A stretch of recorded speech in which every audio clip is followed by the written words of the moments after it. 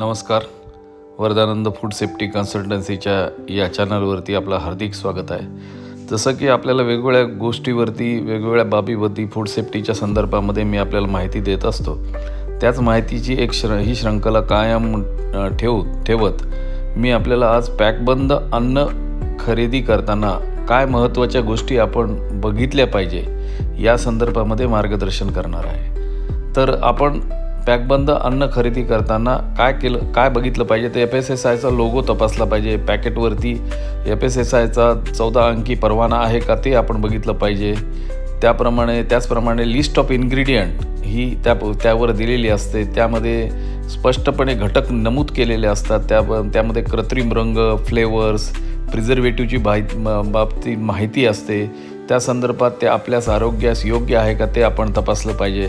त्याचप्रमाणे आपण date marking म्हणजे केव्हा तयार झालेलं आहे, त्या मॅन्युफॅक्चरने केव्हा तयार केलं, यूज बाय डेट काय आहे, बेस बिफोर कुठपर्यंत आहे, एक्सपायरी काय आहे हे बघितलं पाहिजे. त्याचप्रमाणे शाकाहारी आणि मांसाहारी चिन्ह असतं ते आपण बघितलं पाहिजे. हिरवा हा शाकाहारी आणि तपकिरी हा मांसाहारी चिन्ह असते ते आपण बघितलं पाहिजे. त्याचप्रमाणे त्याचं नेट वजन किती आहे, MRP किती आहे हे बघितलं पाहिजे. पॅकिंगची स्थिती आपण तपासली पाहिजे.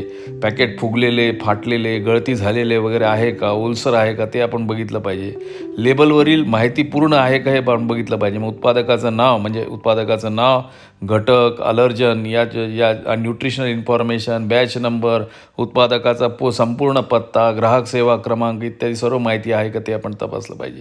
तर कुठे तयार केलेलं आहे, मेड इन इंडिया आहे किंवा बाहेर आहे या संदर्भात आपण तपासलं पाहिजे. विश्वासार्ह कंपनी त्यामध्ये आहे का हे आपण तपासणं अत्यंत आवश्यक आहे. साठवणुकीच्या सूचना त्यावर दिलेल्या आहेत का हे पण आपण तपासणं अत्यंत आवश्यक आहे. आणि आपण हे जे अन्नपदार्थ, पॅकबंद अन्नपदार्थ आहेत, स्वच्छ विश्वासार्ह दुकानातूनच आपण विकत घेतले पाहिजे. ऑनलाईन खरेदी करताना सुद्धा या सर्व गोष्टी आपल्याला तो पॅकेट प्राप्त झाल्यानंतर बघायला पाहिजे. आपण या गोष्टीची सगळ्या गोष्टीची आपण काळजी घेतली तर तुम्हाला जे आहे ते चांगल्या प्रकारचे अन्नपदार्थ आपण प्राप्त करून घेऊ शकाल आणि चांगल्या पदार्थाचे अन्नपदार्थ ज्याची आपली डिमांड आहे ती पूर्ण होऊ शकेल. त्यामुळे अत्यंत स्वस्त किंवा ऑफरमध्ये मोठ्या प्रमाणात मिळणारी उत्पादने किंवा घरगुती किंवा लेबल नसलेले, पॅकिंग नसलेले जे अन्नपदार्थ आहेत ते कृपया घेऊ नये. आणि शक्यतो पॅकबंद पदार्थाची खरेदी करताना मी ज्या काही गोष्टी सांगितल्या या सर्व गोष्टी आपण प्रत्येक पॅकेट हातात घेतल्यावर त्या संदर्भात आपण माहिती म्हणजे पाहावं आणि त्याच्यानंतरच ते पॅकेट आपण खरेदी करावेत. याबाबत आपण काळजी घ्याल अशी मला खात्री आहे.